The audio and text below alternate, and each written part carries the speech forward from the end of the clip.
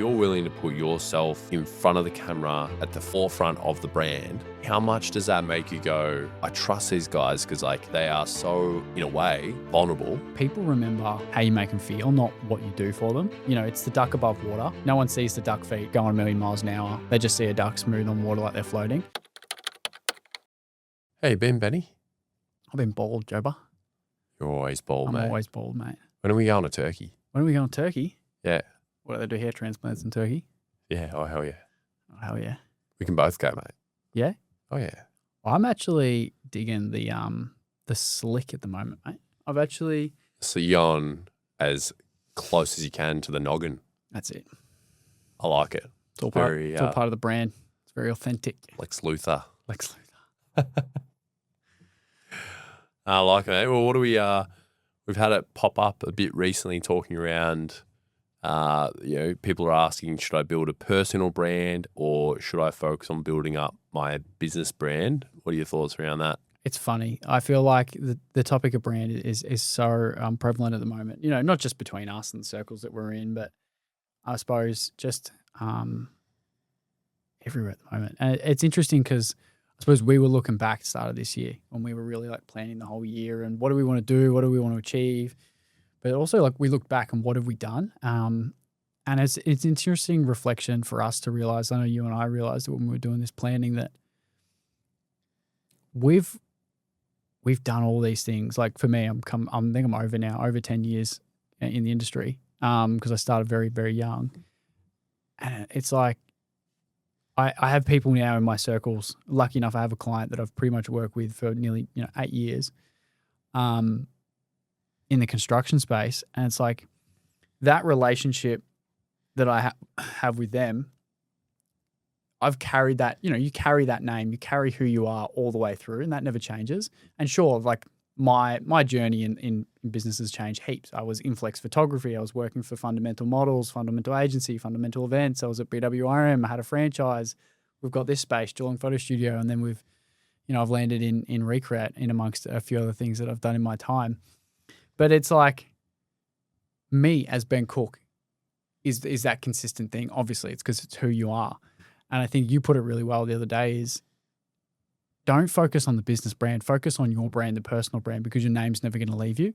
And focus in on all the things that are around that, what you stand for, who are you actually, and all those topics. So I think to your question, I think it's focus on the personal brand. Who are you? What do you stand for? What value exchange do you have? What audience can you provide value to? And, who are you looking to help?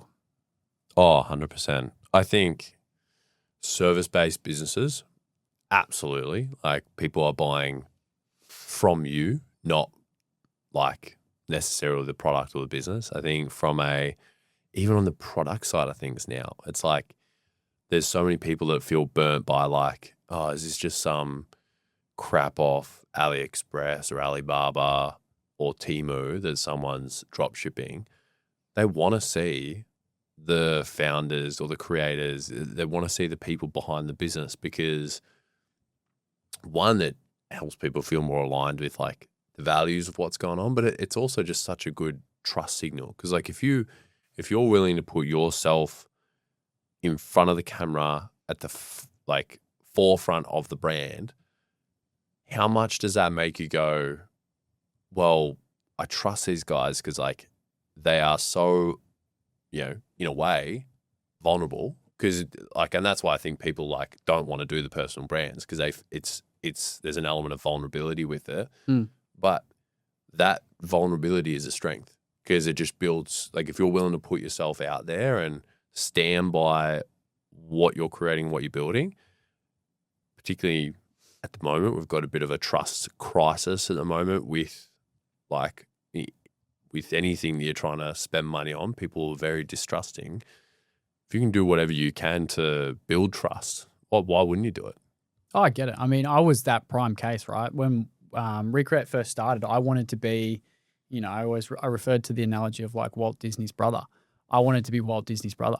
And I wanted to have a Walt that would be the front person because I was like, I struggle with a few things. And I was like, I didn't want to be front facing. It's only going to amplify those sort of thoughts and those barriers in my mental ability and stuff like that. And I was like, I got to a point I was like, I've got to be part of the front team. And it's not the front man, the only front man. It's like, no, I've got to be one of those people up there. You know what I mean? I've got to put myself on center stage. And, we we're on that pathway now of making more content. And it's funny because like back then it was like, there was no part of me that wanted to put anything out online. It was, what are people going to think? Oh, all my mates at the time are going to pull it apart and jokes and all this sort of stuff.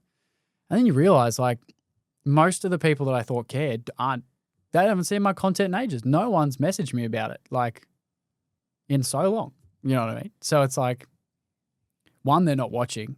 No one cares. And the people that do genuinely like want to consume it will consume it.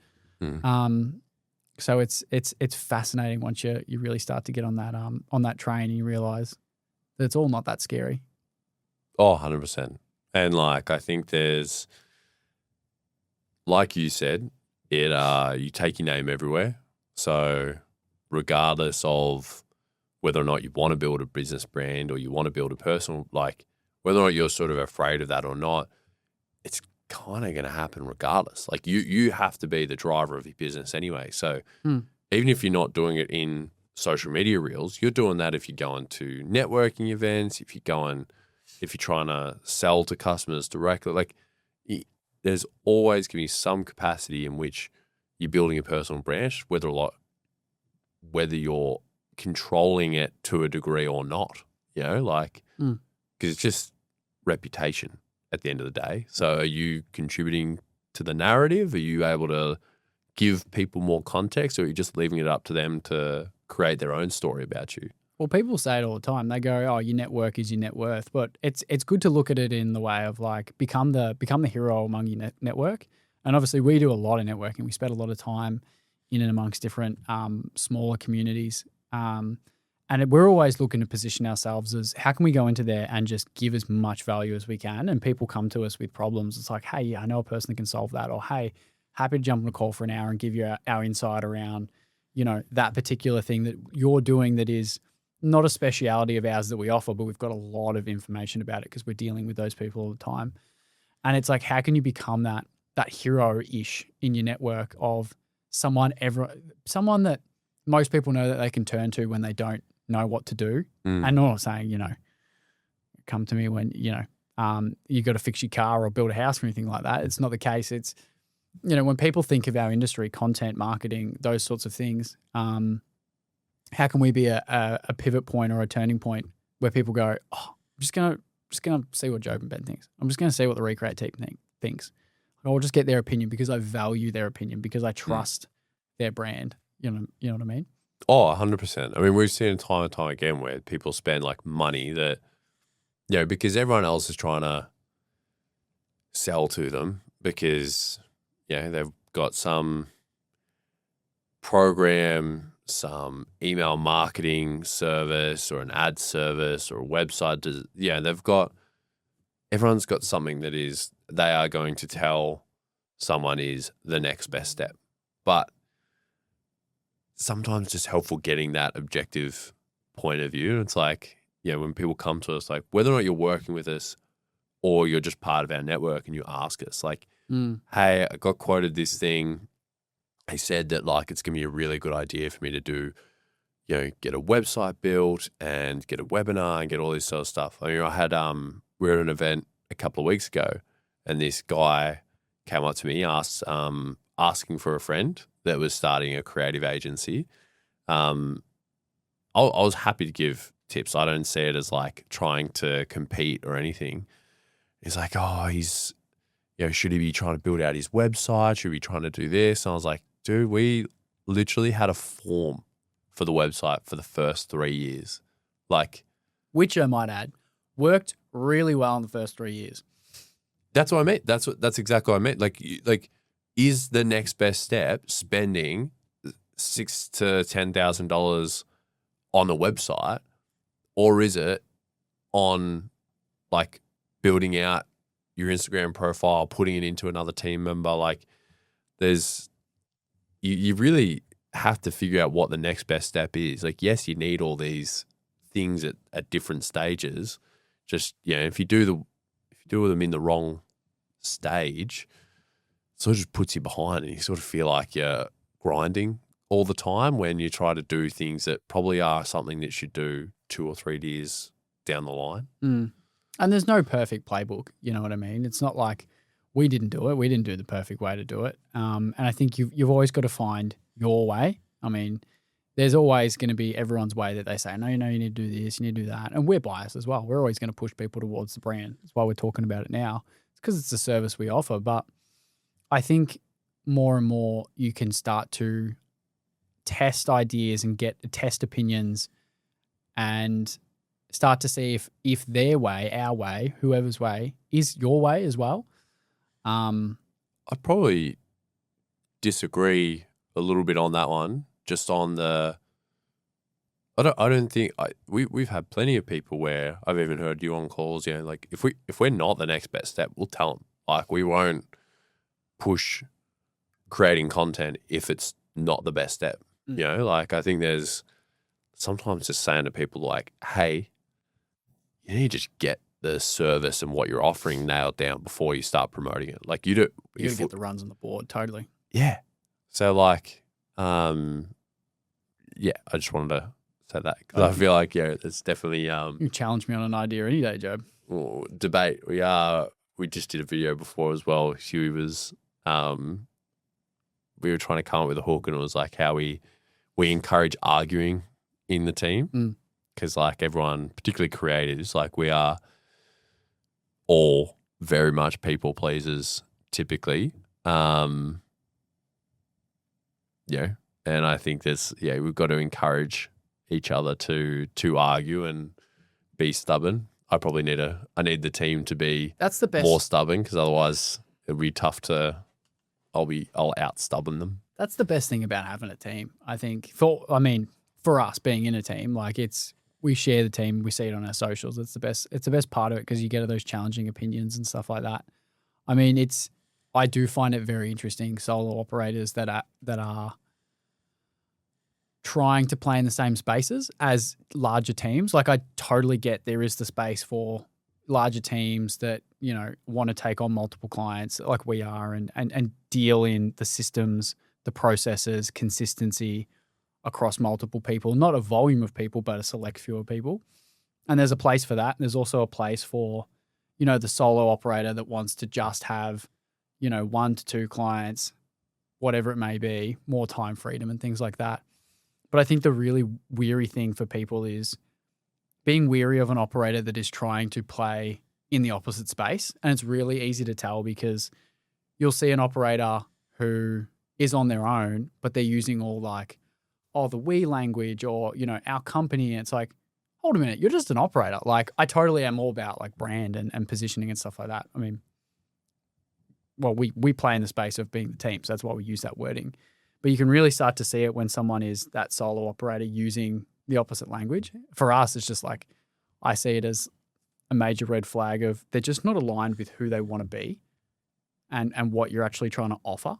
Well, I think you set yourself up for failure too. Like if you're a freelancer, but you want to brand and talk about it as like, you know, we, company, like all that sort of stuff, to give off the impression as if there are more people in the business, I think it does set you up for like, if you do get that job that is expecting high production, like a full team on it, you're gonna burn the bridge there. Like you're going to not be able to deliver what you need to be able to deliver for that thing. And I think like you said, you lose the advantage of being nimble, of being the smaller. Freelancer. Like totally, because there's plenty of jobs that like we will lose to a freelancer because like it's just like, hey, we only need one person on this thing, and it's this, and it's like for us, it's like we might just look at it and just go like, we just can't make that work. You know, like it's just the budget.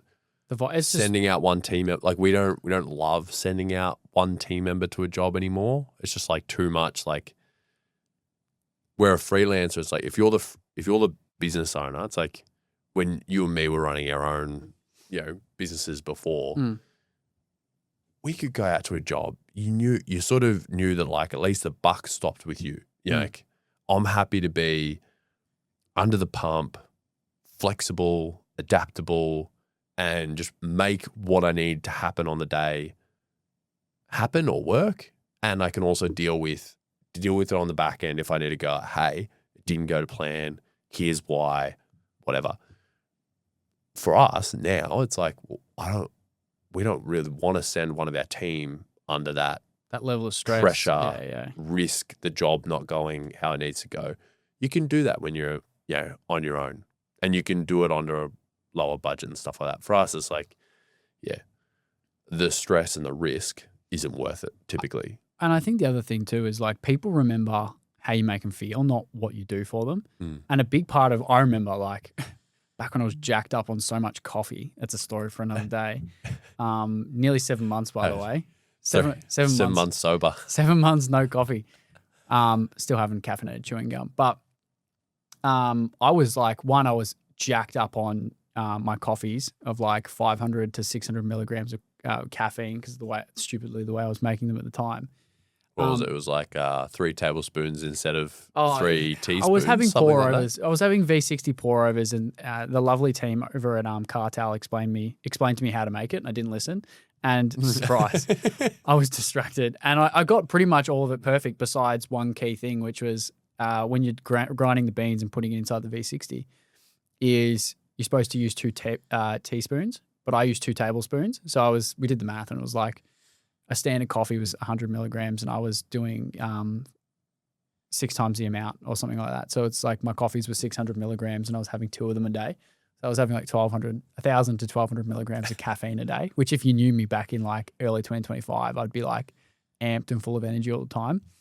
But obviously pair that with a little bit of my anxiety and stuff like that, it made me a super anxious person. So when I rock up to a job, people know me for the guy that never leans. And it's like, there's always something to do. And people was like, wow, you really like work when you're on a job. Like there's always stuff you're doing. It's because I couldn't sit still. But like I've had that feedback from people that, we have good relationships with. You look very stressed. Like you used to look very stressed on jobs. Like, are you all right? What's going on?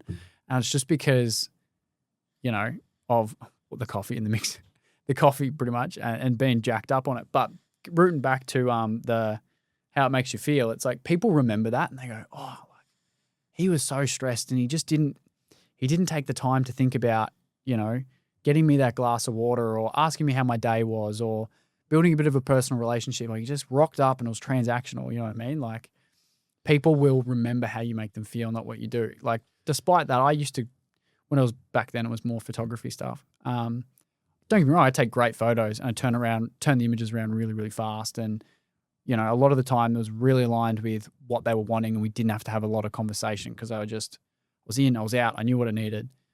And I suppose a bit of that like saved a bit of the reputation. But it's what you get remembered for. Yeah. It's what are people saying behind your back and stuff like that. Because like, they might go like, oh yeah, like Ben's great, takes great photos kind of thing. But like when you've got the relationship, like when they are like, no, like, hey, Ben is amazing. Like, just wait till you get it. You're going to love him. He's a great guy. You know what I mean? Like if you can pair together great work with showcasing great, personal skills and really build that relationship, that's when you really notice that compounding effect of like more and more of those people that you've worked with are singing your praises, not just like putting up the photos and happy with the photos. You know what I mean? So like I think really being able to pair those things together. I mean, I had a chat with someone who might be coming on board this morning, just a random, rang up this morning, never like chatted to them before as a prospect. They were just saying they'd gone to someone else who's obviously a little bit earlier on, but kind of positioned themselves as someone that was a bit further along. When they came in, they were shooting on iPhones and just they were more stressed out than him. Like he said, by the end of it, it was like they were just so stressed out. It was not a good experience. I felt it. Like he even said like his wife was around at the shoot and she said like, I didn't hear you laugh once like during that shoot. Like that's not you. You know what I mean? So like you said, it's how you make people feel, because he came off the back of it and like I think I haven't seen the footage, but the way he talks about it, he's not happy with it. But I think a part of that would come from the fact that he's like, off the back of the shoot, it would have had to have looked amazing to change his mind. Because before he even sees any of it come back, off the back of the shoot, he's expecting it to not come off well, because he's like, the experience wasn't great. And don't get me wrong, you can get great content from my phone, but in that particular case, that was one of those cases where I think needed a higher production level. Someone is trying to maybe upsell into that different category rather than maybe go like, okay, that's probably someone else is a better fit for that. And I get it. Like the tactical takeaways from this is, you know, you want to be, and we say it all the time, you know, it's the duck above water. No one sees the duck feet going a million miles an hour. They just see a duck smooth on water like they're floating. And like I've been in that situation too, again, back when I was amped up on coffee. It was, you know, doing people's portraits. It'd rock up and I feel like I need to get done in 15 minutes. Or it's like back when I was doing real estate, I was so stressed because the agent's time's so valuable. You know, I don't want to waste their time on site. Like I've really got to make the most of it and get through and do my floor plans and do my photos and get on to the next job and travel and this and that. And it's like, just take a breath before you go into a job. What do I need to, what's a successful, you know, outcome from this shoot? Great. It's these 5 photos, if you're doing portraits or whatever the deliverables are. It's these set of deliverables, which goes into a whole planning element. Have a plan. Know what you're trying to capture. Don't go in without a plan. Otherwise, you're going to put yourself in a position where you're going to get stressed. So it's like, collect yourself. Realize what is success for this shoot. Have a very brief run sheet of the markers in which, you know, if you've got an hour and you've got 5 deliverables, you're going to do one every 20 minutes. 10. Fuck. Cut that out. Yeah. So if you just create a basic plan. Like if you've got 5 deliverables, you've essentially got to do one, or we'll do 6 because we keep it easy. But if you've got 6 deliverables, you just essentially got to do one every 10 minutes. And just know that when you get to that 10-minute mark, you go, oh, I should have done one deliverable by now. And it's just that little touch point way for you to basically know, oh, I'm on track. I can have that. I'll ask him how his day's been. I'll ask him what's going on in his life, or, you know, what are they excited for coming up? And it's just by having that plan, it removes a lot of the stress. And just on that too, I feel like that if you understand that beforehand too, you might be better at quoting it up. Because I think sometimes people go like, yeah, I can get 6 videos done in an hour. Cool. I'll quote it for an hour and we'll smash it out. It's like, maybe still do it at 2 hours. Give yourself the time, and then that accounts for everything else within that shoot that like could go wrong, probably will go wrong. And if nothing goes wrong, you've got it. You can make that a really like easy experience. You know, like you can take the time, like account for that when you quote it in. Like I think a lot of freelancers and creatives do that. They try to reduce all these things that make their life really hard on the back end or even during, because they're trying to make it cheaper. And you end up working overtime here. You end up having to do more post-production work for less rather than just if you had factored it in, and they probably have a better experience. Like it's happening now where we're noticing people that have spent money with someone that's a little bit earlier on, and we might be a little bit more expensive, and they end up coming back to us, spending the money with us. That happened to me when I was in my first year. You know what I mean? Like, so it's a cycle. Like it happens. It's not like, I'm not saying there's anything wrong with being earlier on, but it happens where like, yeah, people are willing to spend a bit more money for the quality. Well, it's the nature of like most people in this that are looking for creative services have usually mucked around and tried to do it themselves. So they usually, and they have a little bit of understanding around what goes into it. And they're either have gotten success from little effort, and then you've got to educate what goes into getting a similar outcome, or they've really tried hard, filming, haven't been able to get the right scripts, haven't been able to get the right gear, and then the flow-on validation on social media just hasn't hit the mark, and then they've spent a lot of time and got no outcome. You've got to educate what goes into it either way. Otherwise, you put yourself behind the eight ball, like you're saying before, in the quoting element, where there's no understanding that goes into, it takes you an hour, half an hour, 45 minutes to prep your gear before a shoot. You've got to make sure all your SD cards and everything's charged. You've got to make sure that you've got all the ideas prepped on your phone. You've got to go and research those ideas. Off the back end of the shoot, you've probably got half an hour of uploading, and then you've got sorting the files, creating the project. It's not just a 2-hour session or a 1-hour session. It's all of the components that go into it. 100%.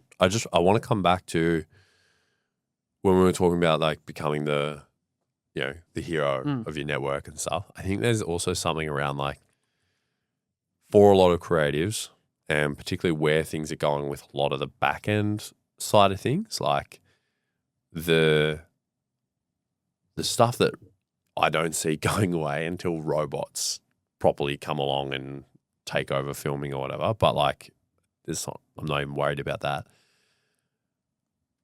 There's a lot of benefit in like the stuff that you can do with going into a business and working directly with them, where like it's not a 1-for-1 of like a web designer based in Geelong versus a web designer overseas, let's say New Zealand. It's not like they're looking at it going, if you're based in Geelong, you want to work with a person that's in Geelong.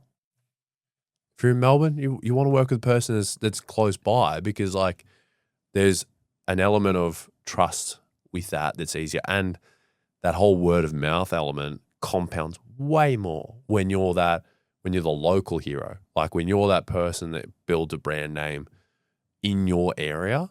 It's just one thing that I wish I had done from the start of my, starting my journey in business, is just like really honing on and trying to be valuable here in Geelong. And for the first 5 to 6 years, I was so focused on doing it online. I was connecting with people in America, around Australia. Like, I didn't care, because I was just looking at like whoever has this description of my ideal client, I will try to connect with them and like try to work with them. But I wasn't as geographically like locked in before starting as a videographer. But yeah, I just think there's a lot of power in building out your local network and becoming that local hero, building word of mouth locally. Totally. Well, there you go. Another episode for the year. There you go. There you go. Now you know. And now you know. Hey, if you know, you know. It's good. I think it's good for us to get back in the swing of these. Hopefully you're enjoying these. I'm enjoying these. That's good. I really want it to be, we're trying to make it as valuable as we can for other creatives and people in our space. So I suppose if anyone's listening to this that is in that space, or maybe you're just in business and you still find this valuable, we'd love to hear from you guys, and maybe we can, do an episode that's a little bit more tailored towards some of the questions that some of the listeners have. Always open to feedback, and always open to having more people on too, like especially like those local heroes that we're talking about, whether that be in the industry or just local people. Always keen to get people's insight around, their successes with creatives. And, I'd love to get a business on in Geelong that has, gone down the pathway of using a content team and has a really successful story, and not one of our clients. Like, I'd love to just prop up someone else and just go like, yes, like tell us about your successful experience. because I think we'd have so much to learn and so much to add to that sort of experience and conversation. Absolutely. Like and subscribe.